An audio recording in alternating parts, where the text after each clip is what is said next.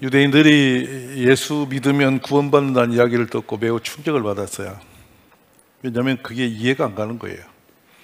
본인들은 역사적으로 율법을 준행해야만 구원이 있다라고 믿고 살았어요. 근데 율법으로는 저주가 있고 믿음으로 구원받는다는 것을 이해가 안 가요. 특히 우리는 그냥 이렇게 예수를 믿었으니까 덜커덕 그냥 그대로 믿지만은 수천 년 이온 유대인의 역사 속에 이 말이 이해가 안 가는 거예요. 그런데 사도 바울이 뭘 알았냐면 율법은 아무리 지키려고 해도 결국에 완전히 지킬 길이 없더라. 근데 지키지 못한 그 부분은 불순종으로 바로 하나님의 심판이 붙더라. 그래서 율법은 죄를 깨닫게 하는 기능이 있고 예수님은 모든 죄를 대신 짊어져서 우리의 죄를 다 사하시고 구원의 길을 열으셨으므로 누구든지 예수를 믿기만 하면 구원이 있다. 이렇게 선을 그은 거예요. 그래서 그 부분을 저주란 이름으로 딱 정의를 했어요, 본문에. 오늘 교회에 오신 여러분은 지금 분리되어서 하나님의 축복의 길을 들어선 분들이세요. 감사가 있기를 바랍니다. 자, 그러면 6절을 가볼까요? 의로운 사람의 길은 악인의 길은 파멸이다. 악인의 길은 멸망할 것이라는 거예요. 우리는 형통한 길입니까? 멸망의 길입니까? 그렇죠. 여러분 모두가 형통한 축복이기를 바랍니다. 자, 그러면 이 저주는 어디서 시작이 됐을까라는 거예요. 저주는 창세기 3장으로부터 시작되는데요. 17과 19절을 한번 볼까요? 땅은 너로 말미암아 저주를 받고 너는 내 평생의 수고하여 그 소산을 먹으리라. 땅이 너게 가시덤불과 엉겅퀴를 낼 것이라. 너가 먹을 것은 밭의 채소인즉 너가 흙으로 돌아갈 때까지 얼굴에 땀을 흘려야 먹을 것을 먹으리니 너가 그것에서 취함을 입었음이라. 너는 흙이니 흙으로 돌아갈 것이니라 하시니라. 할렐루야. 이 얼마나 비참하냐면 저주는 모든 것이 쭉정이 되는 거예요. 헛되게 되는 거예요. 자녀를 기르면 자녀가 우리에게 기쁨을 주지 못하고 사건이 되고 문제가 되어서 고통이 되고요. 사업을 했더니 사업이 우리에게 복을 주는 게 아니라 그것이 문제가 되어서 우리 자체를 소멸해버리게 하고 하는 것마다 엉켜갖고 되는 일이 없는 거예요. 그러니까 오죽하면 가시덤불 엉겅퀴가 됐나요? 근데 본문에 보면 평생에 수고해야 소산을 먹는데 죽기 살기로 노력을 했대. 근데 끝에 가서 흙으로 간대. 얼마나 비참한 인생이에요. 이것이 저주라고 하는 그림 속에 우리 인생에 놓여진 상태이죠. 근데 출발 전에는 하나님을 거역한 것으로 출발이 됐어요. 근데 이 부분이 회복이 되고 있습니다. 오늘 우리가 예수 믿어야 할 이유가 뭐냐? 이 회복의 기쁨이 있기 때문이죠. 모두가 예수 믿고 회복되는 축복이 있기를 바랍니다. 자, 그럼 로마서 5장 15절 한번 가볼까요? 그러나 이 은사는 그 범죄 같지 아니하니 또 한 사람의 범죄로 인하여 많은 사람이 죽었은즉 더욱 하나님의 은혜와 또한 한 사람 예수 그리스도의 은혜로 말미암은 선물은 많은 사람에게 넘쳤느니라. 자, 한 사람의 범죄로 인하여 많은 사람이 죽었다. 이게 아담의 일이고요. 예수님 밖에. 그리고 예수님으로 인하여 모든 사람의 은혜로 말미암아 구원의 선물을 받았다. 오늘 저주로부터 구원을 받은 사람들임을 믿습니다. 그러면 이 장면이 드라마처럼 딱 우리에게 이렇게 한 가정을 통해서 그림처럼 보여주는 성경이 있거든요. 그게 뭐냐면 룻기서예요. 룻기서는 한 가정의 삶의 역사를 쭉 들어서 저주받은 가정과 그 후로 구원받은 가정이 어떻게 되었는지를 그리는 장면이에요. 자, 그래서 이것도 이방인을 향한 구원의 문이 열린 것을 소개하시는데요. 한번 룻기서를 우리 볼까요? 자, 1절 봅니다. 어떤 상태가 있습니다. 사사들이 출하할 때 그 땅에 흉년이 터지라 유다 베들레헴의 한 사람이 그의 아내와 두 아들을 데리고 모압 지방에 가서 거류하였는데, 아멘. 뭐가 왔대요? 흉년이 들었어요. 먹고 사는 문제가 삶의 문제가 되어져 버린 거예요. 이게 지금 흉년이 드니까 이들은 하루하루 사는 자체가 생계적 문제가 삶의 문제가 되어 있는 거예요. 지금 아마 오늘 이 자리에 계신 여러분은 생계, 먹는 것에 대한 생계의 목이 메여서 헤매는 분은 안 계실 것 같아요. 혹시 옆으로 물어보세요. 내일 밥 굶게 드십니까? 물어보세요 봐요. 그런 일 없을 거예요.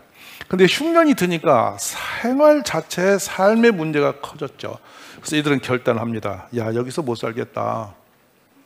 소식 들으니까 저 모압 땅에 가면 좀 풍요롭다던데 그리 갈까 하고 떠나갑니다. 그 가족 이름이 소개돼요. 2절 볼까요? 그 사람의 이름은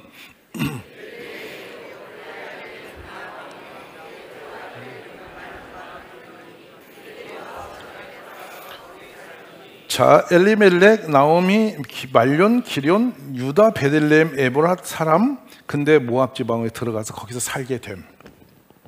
한 가정이 먹고 사는 게 문제가 되어서 좀 잘 편히 살아보려고 이제 보따리 싸고 이사를 갔는데 간 사람 이름이 소개가 정확하게 다 돼요. 이렇게 기록을 하기 쉽지 않거든요. 근데 가서 이제 한 10년쯤 뒤에 결과가 뒤로 나와요. 이사 가서 자, 3절 봐요. 나오미의 자, 잠깐요. 여기 보면 죽었고 남았다. 여러분, 그 남았다라는 용어는 의미가 심상합니다. 어떤 것이냐면 죽음이 들어왔는데 살아남았다는 뜻이잖아요. 이 가정엔 지금 죽음의 공포가 온 거예요. 갑자기. 그러면서 4절로 가봐요. 그들은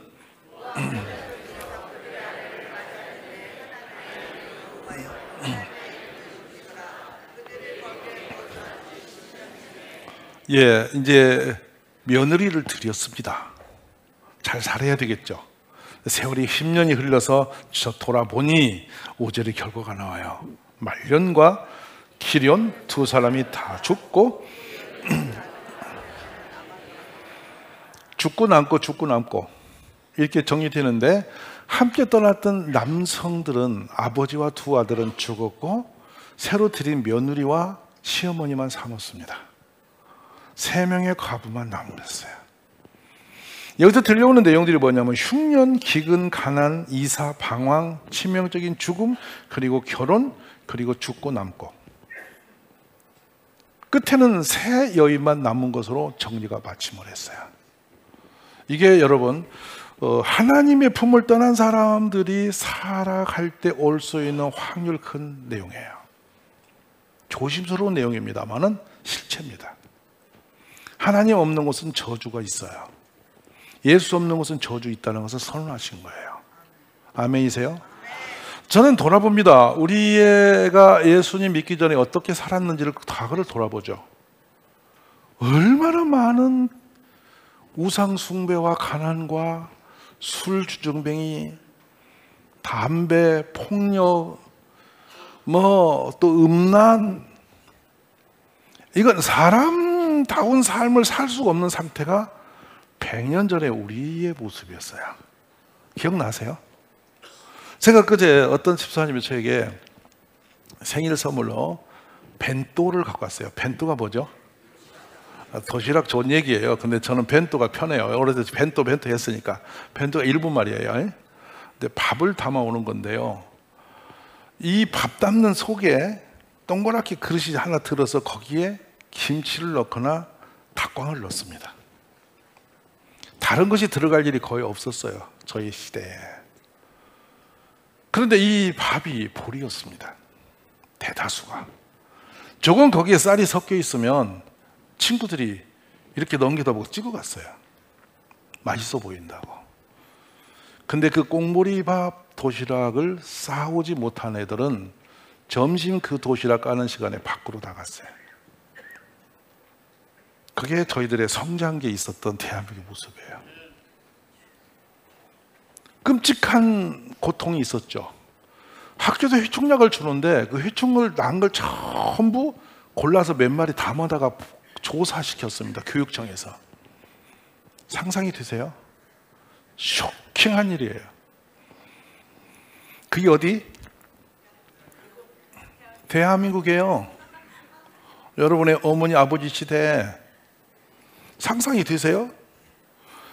지금은 이런 말 하면 무슨 쓸데없는 얘기를 그렇게 골타분하게, 아까 초등학생이 그래요. 그거 뭐 이상한 얘기를 하냐고 나한테.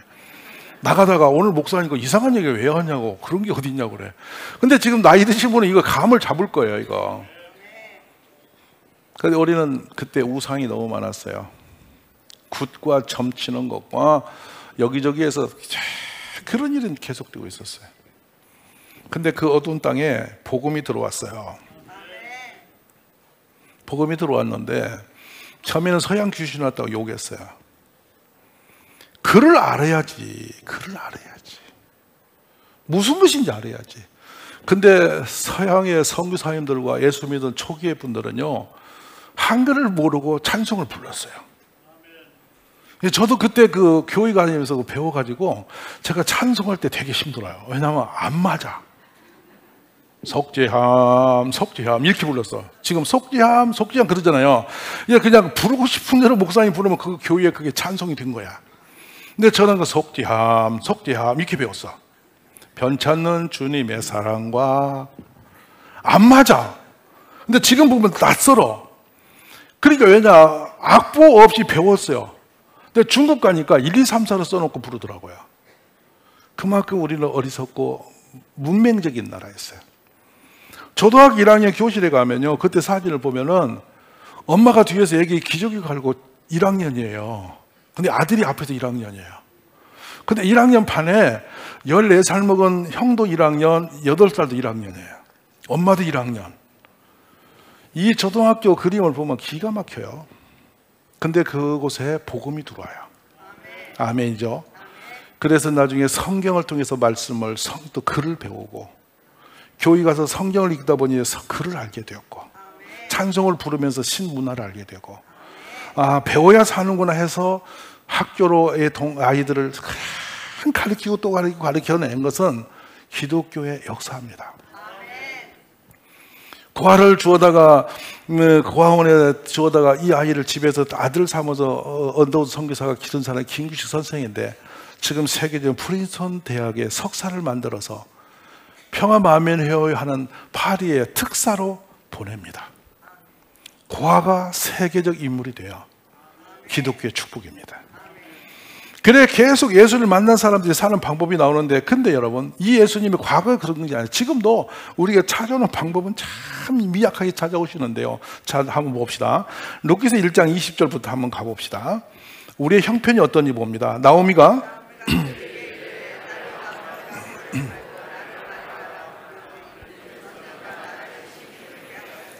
하나님이 나를 괴롭혔다고 생각을 하는 거예요. 보통 믿음이 약한 사람들이 하나님 안 믿다가도 뭐 문제가 생기면 하나님이 그럴 수 있냐고 따집니다. 되게 재밌는 장면이에요. 나오미가 지금 그러고 있습니다. 근데 나오미란 이름은 기쁨의 여자, 기쁨의 이런 의미를 갖고 있는 이름이에요. 근데 21절 가봅시다. 내가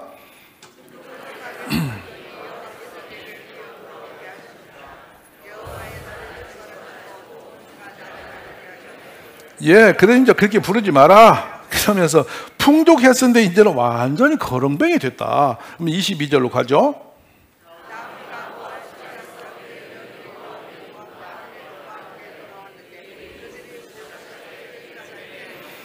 드디어 돌아왔습니다. 모압 땅에 돌아왔는데 묘한 일이 하나 벌어졌습니다. 이제 남편도 죽고 두 아들도 죽으니까 이 나오미가 고향으로 돌아가야 되겠다는 생각을 하게 돼요. 그러면서 두 며느리를 놓고 이제 내가 갈 테니 너희는 이렇게 하고 헤어지자는 선언을 하는 거예요. 근데 두 며느리가 얼마나 착한지 어머니 혼자 보낼 수 없다고 둘이 간대. 그래서 나오미가 거기서 설을 그어요. 결단합니다. 야, 네가 나 따라가면 가난하지, 나는 아들도 없고 너희를 다시 재혼시킬 힘도 없고, 그러니까 너희는 그냥 고향으로 돌아가서 니네 나라 살아, 나만 갈게. 큰 며느리가 인사하고 떠났어요. 근데 둘째 룻이 아닙니다 어머니. 그리고 어머니를 따라서 나서면서 결단을 해요. 자, 그 결단의 장면 한번 보실까요? 이게 제자 훈련 때 늘 읽는 말씀인데요. 룻기 한번 봅시다. 1장 16절 7절입니다. 룻이 이르되 어머니를 따르지 말고 돌아가라 강건하지 마옵소서. 어머니께서 가시는 곳에 나도 가고 어머니께서 머무는 곳에서 나도 머물겠나이다. 어머니의 백성이 나의 백성이 되고 어머니 하나님이 나의 하나님이 되시리니. 아멘. 자, 신앙 고백이죠. 결코 나는 교회를 떠나지 아니하리라. 하나님을 떠나지 아니하리라. 예수님을 따라가리라. 예수님이 계신 곳에 나도 있으리라. 이러면서 신앙 고백합니다. 이거 제자 훈련 때 늘 고백했던 장면입니다. 자, 17절 있습니다. 어머니께서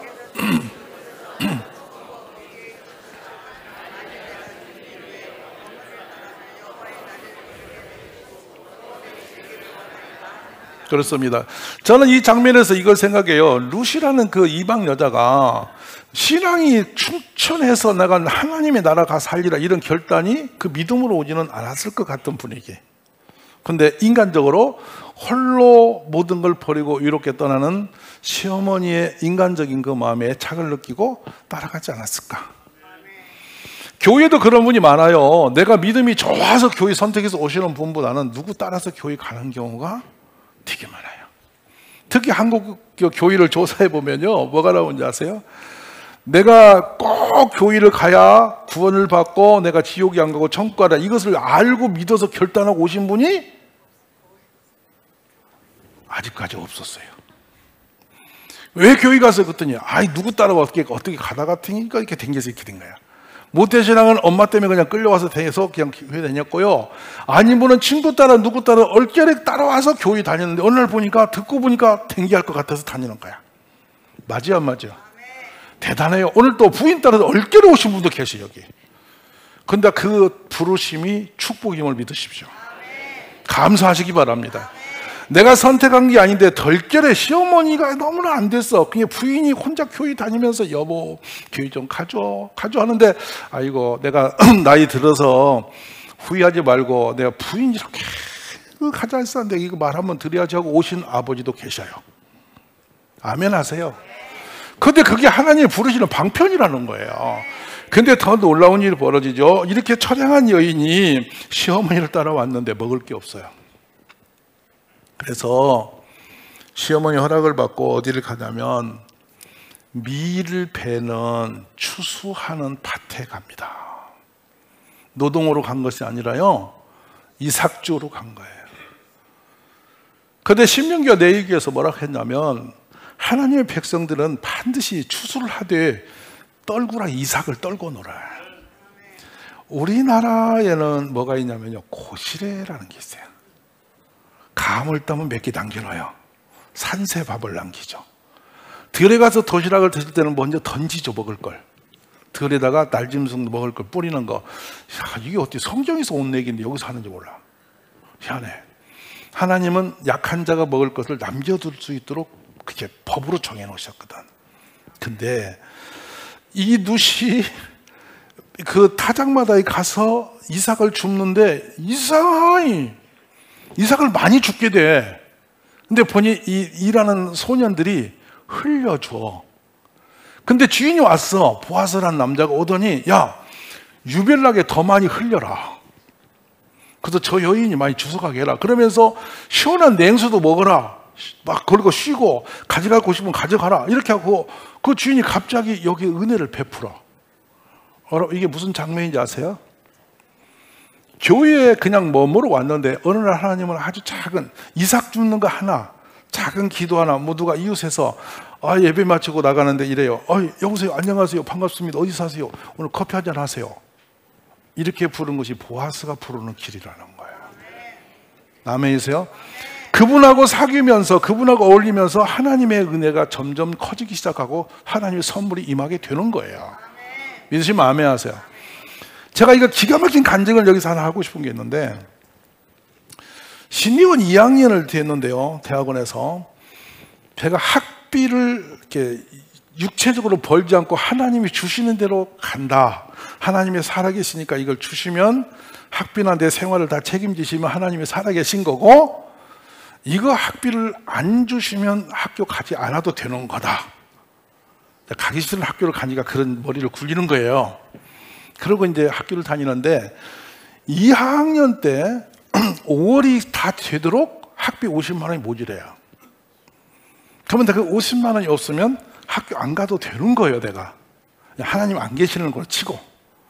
무슨 말 아시죠? 하나님을 시험하는 거예요. 그래서 5월 마지막 주 금요일 날 예배를 마쳤는데 제 친구 정신선이라고 거창에 있는 친구 목사가, 야, 이전사, 내 친구가 서울에서 목회하는데 거기 잠깐 갔을 때 볼일인데 같이 갔다 가자. 안 간다면 서운할 것 같아서 그냥 갔어요. 갔더니 그 목사님이 도가니탕을 사줘요. 도가니탕을 먹는 거예요. 근데 그날 그 교회 가니까 금요일인데 바자회를 하고 있었어. 무슨 선교 바자회를. 근데 밥상에 이렇게 앉아서 도가니탕을 먹고 있는데 밥을 먹고 나올 무렵에 여전도 회장이 봉투 하나를 들고 목사님한테, 목사님 오늘 다 정리하고 많이 남아갖고 이 정도가 선교도 될 것 같아고 봉투 하나를 놓고 갔어. 생각 없는 목사님 받은 거니까 우리 생각 없어. 그 밥 먹고 차 타고 오는 거야. 근데 누가 우리 차 뒤를 계속 오면 따라오면 두드려. 그 차를 세웠지. 그랬더니 저쪽에 문을 열고 목사님 오더니 봉투를 저한테 이렇게 주시면서 이거 이전사 쓰세요 이러고 갔어. 그분이 지금 동경에서 선교사인데요. 그래 제가 오다가 만남의 광장에서 봉투를 열어봤잖아. 정지선하고 둘이. 근데 이게 얼마냐면 딱 50만 원이야.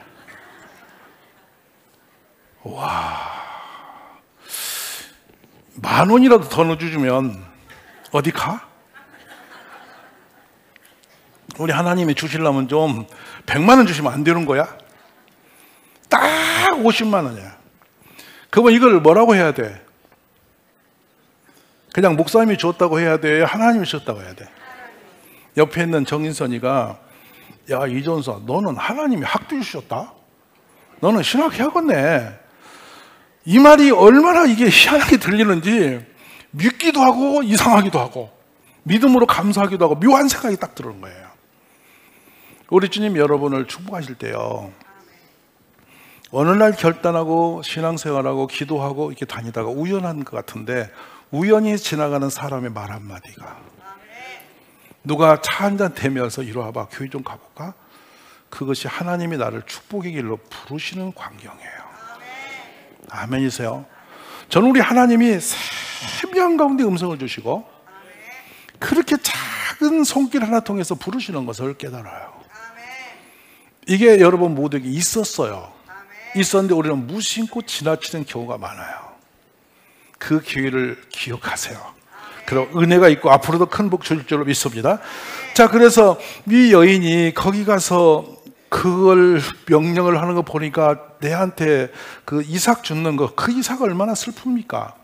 그거를 죽게 하고 결국은요, 이 여인이 그 보아스와 결혼을 합니다. 그리고 다윗 임금의 증조 할머니가 돼요. 그 선자가 왕이 되었어요. 그리고 그 후에 예수님이 그 가문에 태어나세요. 할렐루야. 오늘 여러분 그냥 교회를 이렇게 오셨습니다. 피곤하고 공부하고 어려워서 올 수 있어요. 그러나 주님은 우리를 기억하세요. 결코 그냥 두지 않으세요. 믿음으로 주님 앞에 바르게 서고자 할 때에 주님이 손 내미시고 이삭 하나 주는 것에서 축복의 문이 열린 것처럼 여러분의 가정에도 하나님의 축복이 임할 줄로 믿습니다. 그래서 그 보아스와 나중에 만남의 장면은 무슨 말을 하냐면요, 룻기서 3장 9절을 보십시다. 자, 이르되 너가 누구냐 하니 대답하되 나는 당신의 종 노시오니 당신의 옷자락을 펴 당신의 여종을 덮으소서. 이는 당신이 기업을 부를 자가 되니 은혜의 옷자락으로 나를 덮어주소서. 예수님을 만나면 우리는 저주를 이기는 겁니다. 안진뱅이가 일어나 걷고, 아메세요 소경이 눈을 뜨고, 벙어리가 말을 하고, 귀신 들린 자가 자유를 얻고, 가난한 자가 형통함이 되고, 병든 자가 나음을 입었어요. 이게 복음의 축복입니다. 오늘 사랑하신 여러분, 이 불쌍한 한 여인이 먹고 사는 문제에 걸려서 길을 떠나서 방황했는데 결국엔 다시 믿음에 결단하고 주 앞에 나올 때 하나님의 축복의 문을 여신 것처럼 오늘 또 예수 앞에 나오신 여러분에게 하나님이 복을 주실 줄로 믿습니다. 가난을 해결하실 것이고 아픔과 고통도 해결하실 것이고 여러 인생의 모든 문제를 주 안에서 풀어주심이 있음을 믿습니다. 그리고 영원한 나라 천국의 여러분을 맞이하실 것이고 또 부활케 하시는 축복이 여러분 앞에 열리는 것입니다. 여러분은 정말로 복을 받은 사람입니다.